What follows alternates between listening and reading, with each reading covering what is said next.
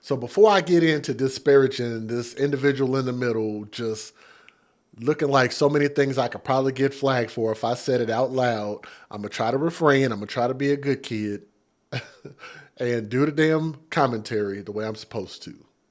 Some viewers may find the following content offensive and controversial.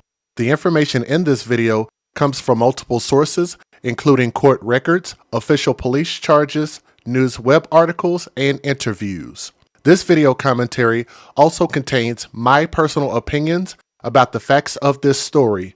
The point is to use this story as a cautionary tale in hopes of preventing tragedies like these to children going forward. Viewer discretion is advised. That is your official disclaimer. And I'm getting this from one of my favorite sources, which is lawandcrime.com. So you guys keep doing a great job. A 10-year-old girl was starved to death. And y'all know that is the thing that bothers me more than anything is watching people starve children. And I think it makes it more egregious. Beautiful little girl, too. And I think it makes it more egregious when you have people like this who look like they have not missed a meal. Now, why? I just noticed that woman's face on the right-hand side. It looks like her face was like a chalkboard that had something like written on the chalkboard, and then somebody accidentally like rubbed their shoulder against it and then just smeared her face to the side. Smeared her face to the side. Like her face got... I cannot say most of the jokes that I want to say. I'm going to get flagged. Let me just stop. Now, that dude in the middle, if y'all can think about what he looks like and neck tattoos, that should have let you know he don't need to be around children. This was in Hawaii, and this little girl suffered multiple injuries to her body, including missing the bridge of her nose. I'm assuming that's probably because one of them ate it on some Jeffrey Dahmer stuff. And I truly believe that. The girl's parents, Brandy Blass and Thomas Blass, B-L-A-S, and the grandmother, Deborah Jaron, are facing second-degree murder charges. Honolulu police officers and paramedics responded to the home around 8:20 a.m. on January 18th for the girl, later identified as Geanna Bradley, who was unresponsive. First responders moved the girl from the bedroom to the living room and began CPR, but the efforts were unsuccessful and they pronounced her dead. Police noticed that the girl had several injuries throughout her body, including missing half of her nose. And somebody took the words right out of my mouth. How does that even happen? Somebody said the dude looked like he does the voice for Cartman. Let me see if I can get back to that picture right there. That guy right there. Respect my authority. But ma'am, I want some more snacky cakes. But ma'am. I love South Park. I'm sorry. I love South Park. Just saying. They also saw scratches around her eyes, her ears, and cheeks. This 10-year-old girl, Geanna, also appeared to be very thin to the point to where her rib cage and clavicle bones were very pronounced. You could see them very easily. Jaron told detectives she went to wake up Geanna and her siblings about 6 a.m., so they had other kids there, which is even more sick. She heard Geanna snoring, so she assumed she was still asleep. The grandmother returned to the room later in the morning and noticed that she was barely breathing. Jaron called in Brandy Blass, and they began CPR and called 911. Brandy Blass said in an interview with investigators that she and her husband are not Geanna's biological parents, but they gained custody of her when she was around 2 years old. So you're talking about 8 years of this? Probably 8 years of treating this girl like trash. You said he looks like a mole rat. He actually does look like a mole rat. He does look like a mole rat. A blind one. He looks like a blind mole rat. So they gained custody of this girl when she was 2 years old. And here's what you would have to ask. How was she in a position to be gained custody of? How did the biological parents fail to the point to where they lost custody or had to give custody up? So I also blame the biological parents, both of them. She chalked up the injury to Geanna's nose to her falling off of a bike, according to an affidavit. The mother also said Geanna had psychological issues such as ADHD, schizophrenia, and bipolar disorder. When Geanna didn't get her way, she would throw herself to the ground during daily tantrums, which caused the other injuries, which we all know that's probably bullshit. Her mother claimed. She allegedly said she did not take Geanna to the hospital because she considered the injuries to be normal and treatable at home. Nose falling, oh man. Nose falling off. That, yeah, treat that at home. Throw a little tussin on it. Throw a little Band-Aid, a little Neosporin on it. Geanna's mother said that her daughter was not allowed to have sugary treats, but otherwise eats normally. But doctors who examined Geanna's body felt otherwise. An autopsy determined the girl suffered from prolonged child abuse and neglect. And I'm assuming probably starvation also.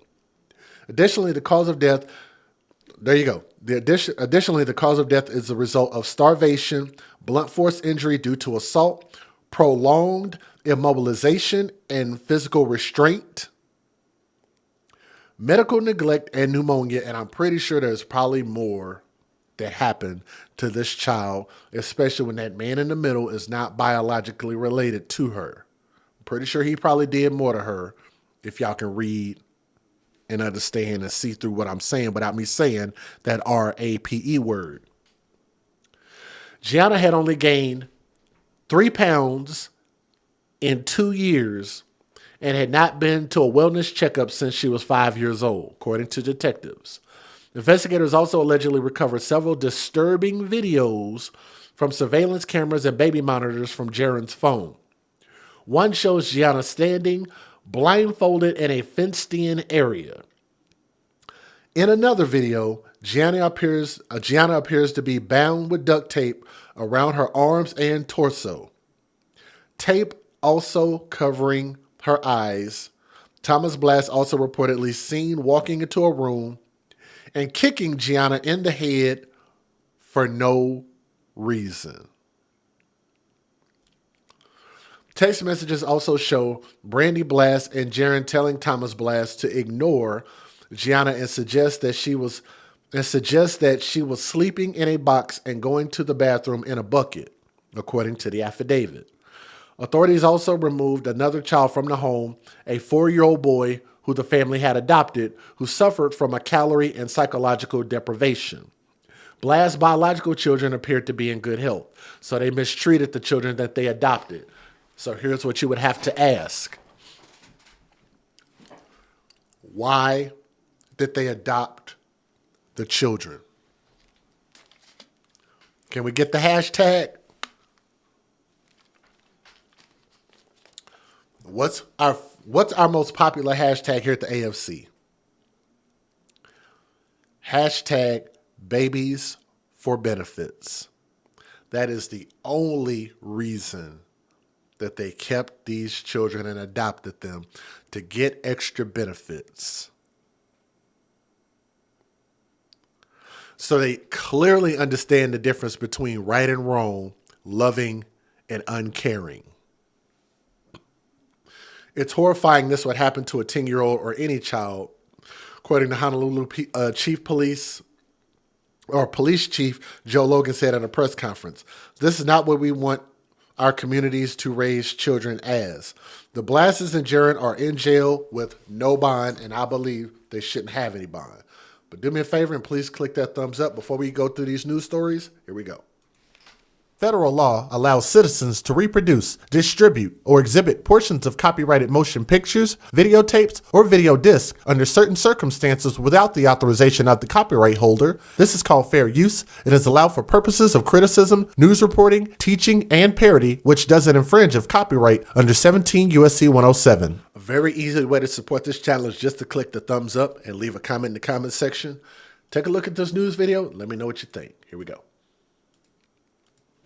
This case was initially classified as an unattended death.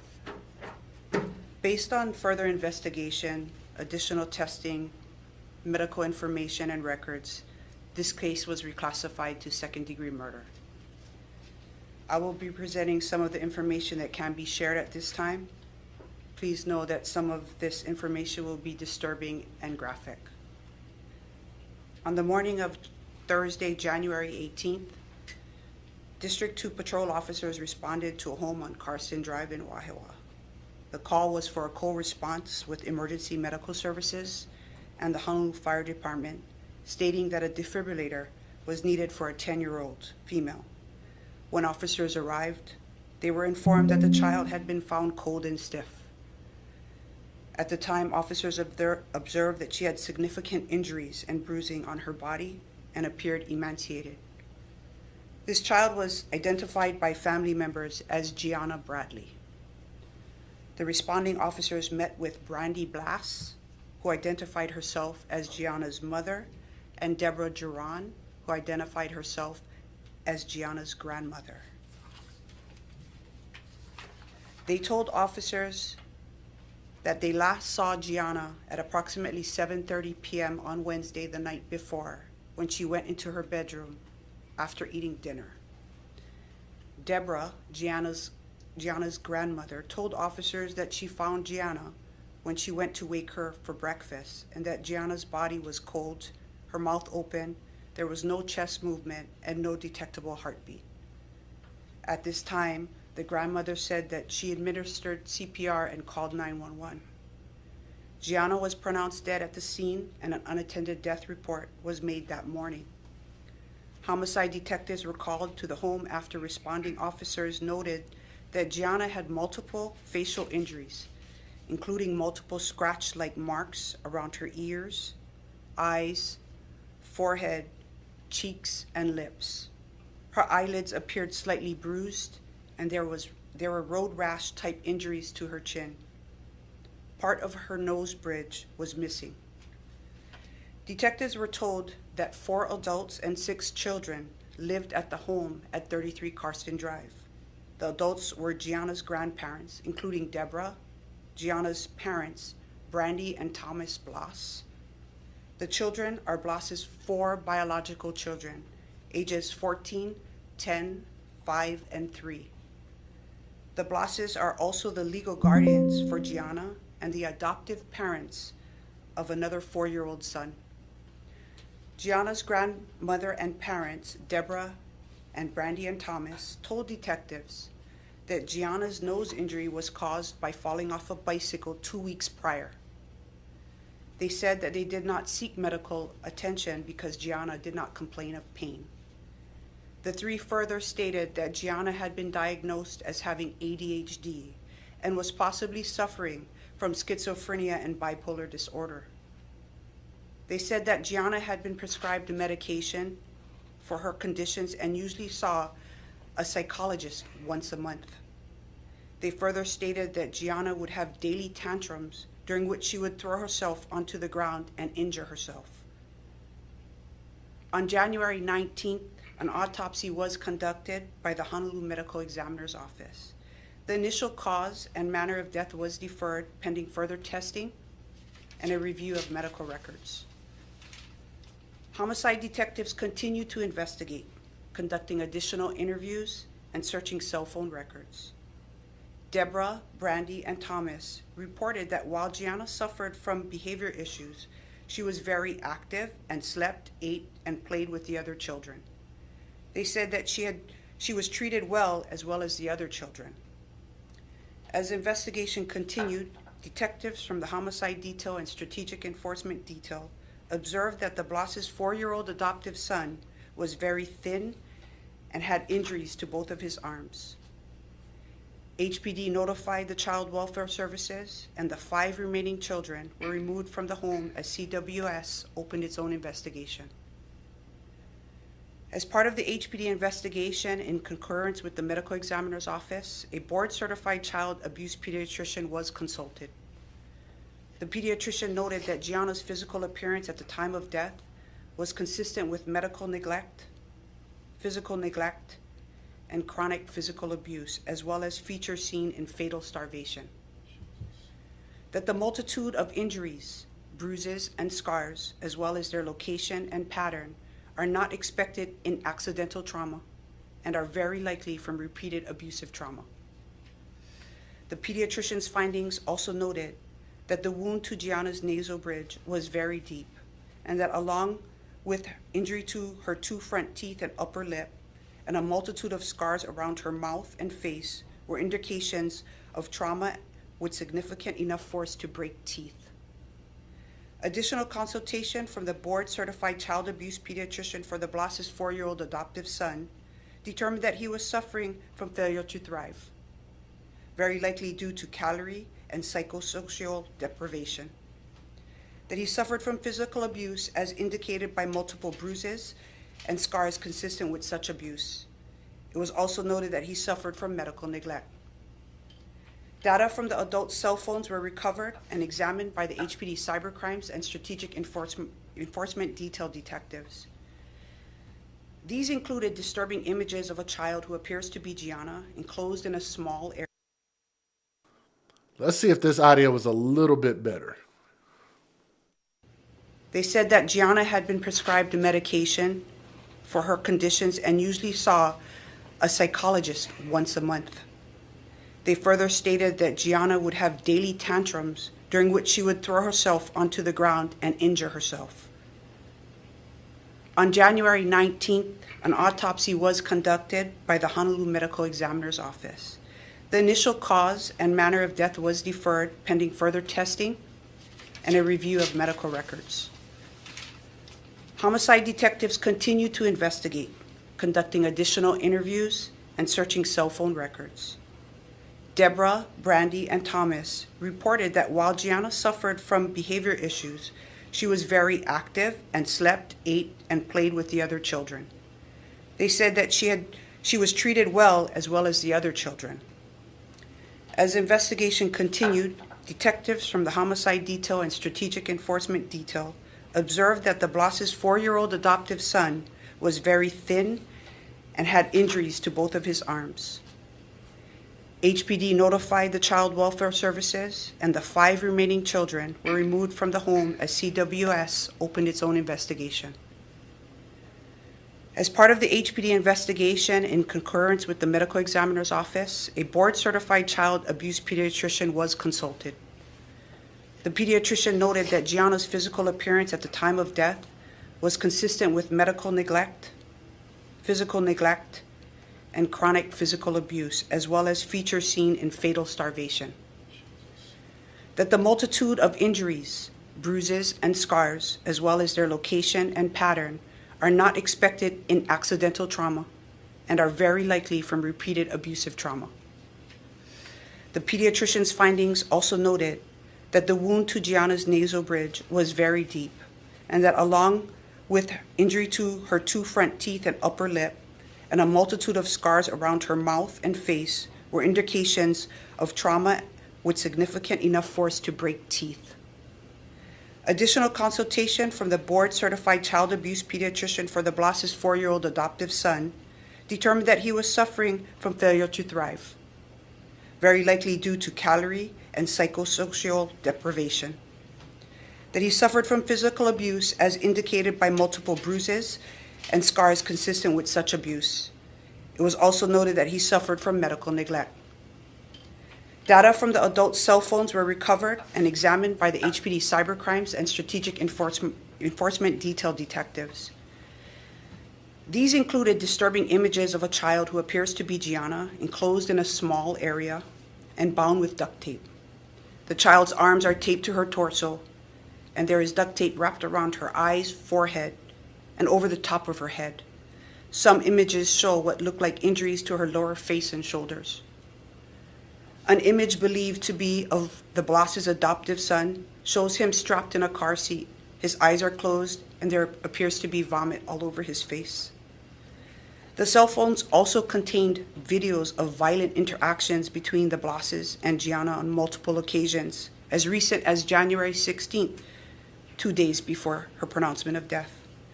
In the videos, Geanna is bound with duct tape, and her eyes are covered and wrapped with duct tape and electrical tape.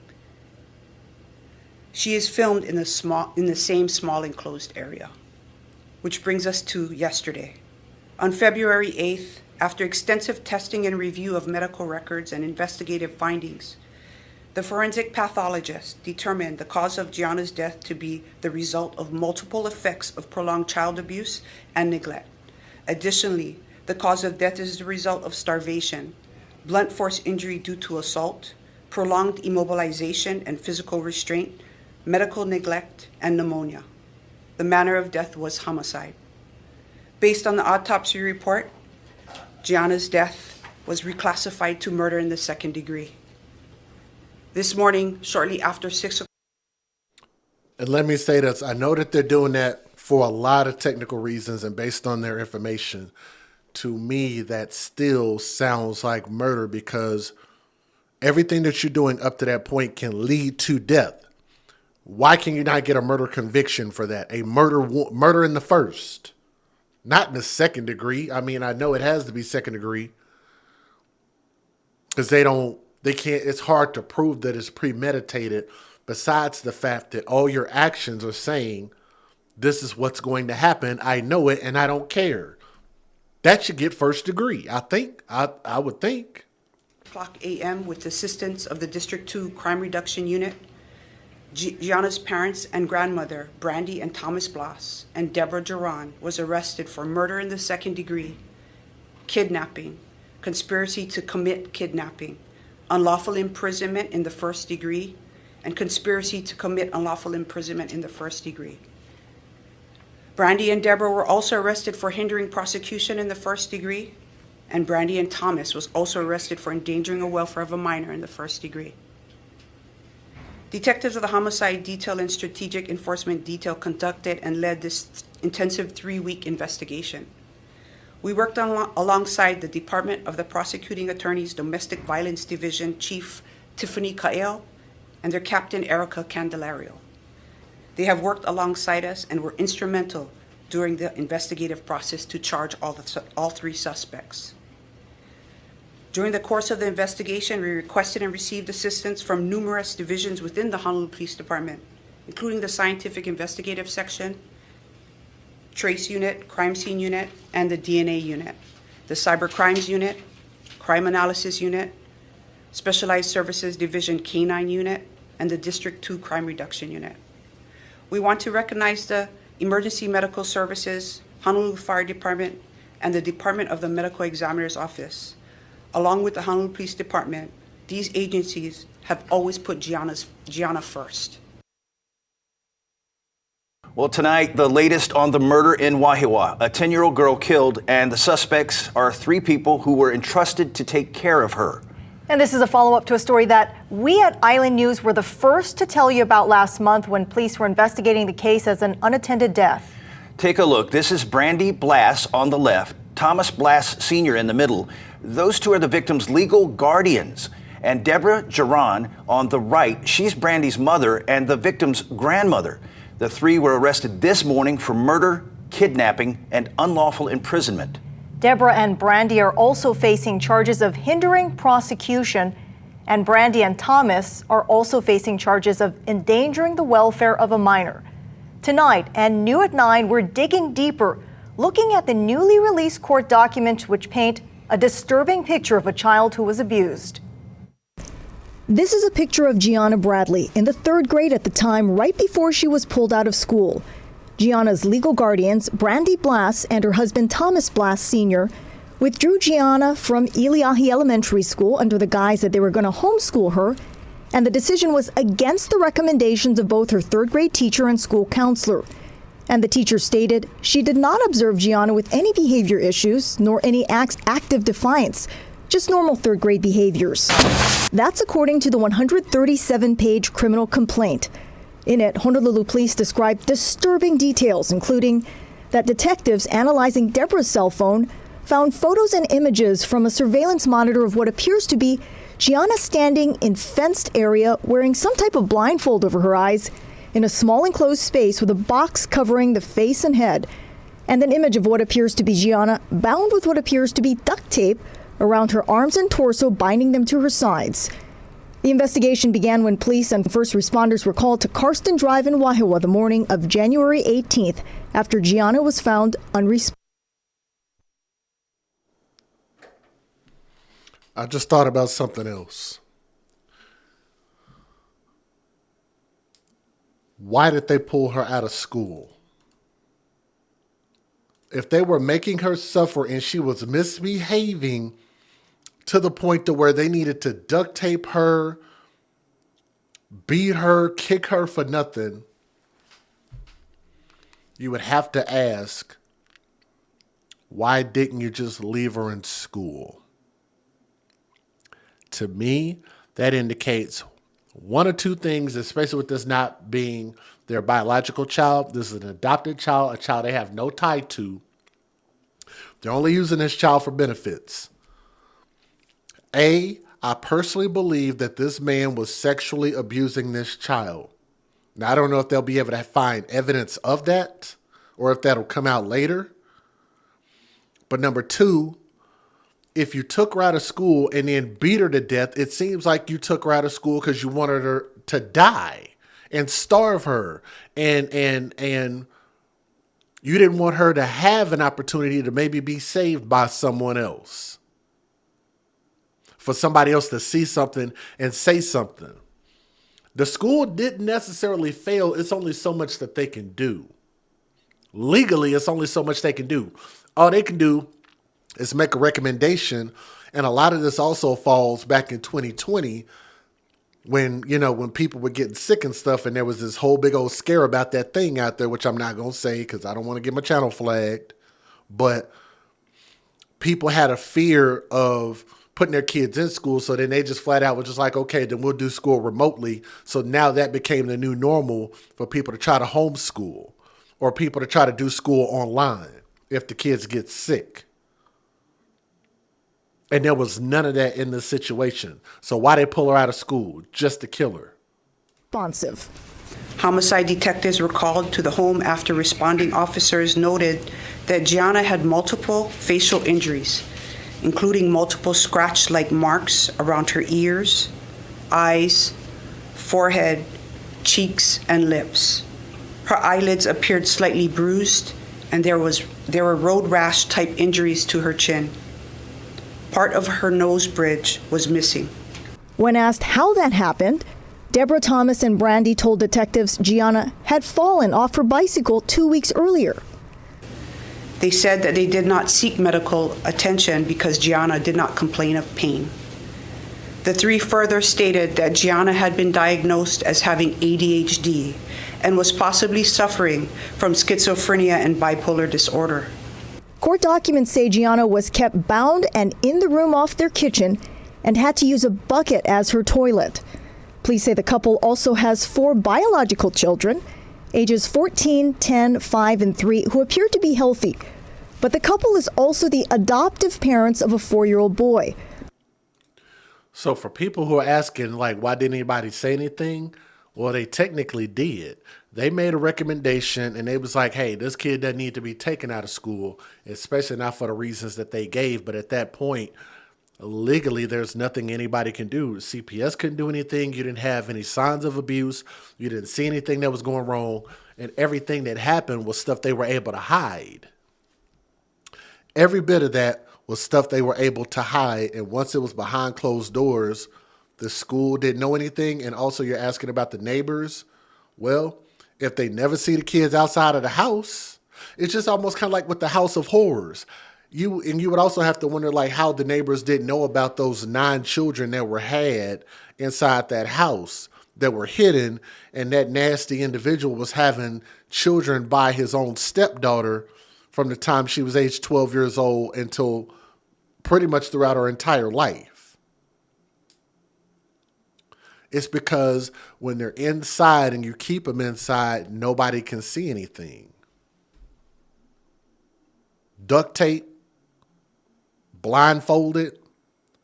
That sounds like they were prevented from the outside world to me. Who, like Geanna, appeared to have been abused, with quote. And we start tonight with new reaction on this. 3 weeks after a 10-year-old girl was found dead in her Wahiawa home, her legal guardians are arrested in connection with her death. We're working for Hawaii. The KHON2. Geanna. The case was initially classified as an unattended death after first responders were called to the home January 18th.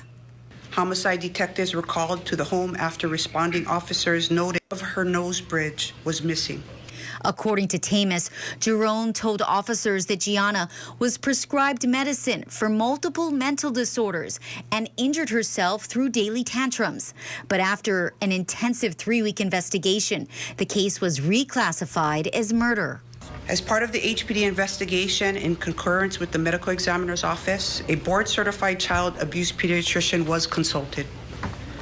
The pediatrician noted that Geanna's physical appearance at the time of death was consistent with medical neglect, physical neglect, and chronic physical abuse, as well as features seen in fatal starvation.